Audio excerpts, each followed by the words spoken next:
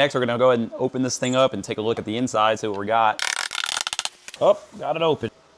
It actually doesn't use wires. It uses these large, almost like large stranded bus bars. It's stranded wire in there, you can feel it, but you can see how massive they are. This is probably 1 inch and it's all covered in heat shrink for the positive and the negative, so that will handle a lot of power. Never seen that in a battery before, very interesting. And the connections where they're made to the actual battery from the BMS are really good. There's a better look at that. That is very robust. Connections here look really good and very secured. We have a nice, large, beefy BMS. It's a very beefy BMS, has a large heat sink on there. And this thing's not even warm, even though we just pulled almost 300 amps through it. So right here, we actually have some metal. So this is gonna be, what feels like a metal frame is what encapsulates the cell. So we have a metal frame end cap here with this little riser in order to kind of provide a shelf for the lid to sit on. Then it's kind of hard to see, but right here is a metal bar, and that metal bar runs the whole length of the battery to the other side. So we have an entire metal cage encasing our cells, as well as giving something for the BMS to be mounted on, so that's really good to see that. I love seeing metal frames and batteries. Right here, it looks like we have a temperature probe. This is gonna be our balancing harness for the cells themselves. This is gonna go to our Bluetooth module, so it runs over here down the center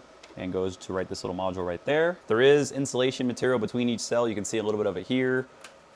We have nice, massive bus bars, really nice laser welded terminals. We have an expansion gap between the bus bars to let the battery expand.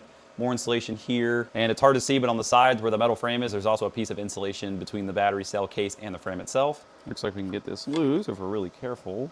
And there's a really good look at that metal bar that's sort of acting like a spine, as well as helping hold the battery cells in place. So you see our nicely connected balance wires, those all look good. Temperature sensor is actually attached to the battery cell, so that's good to see as well.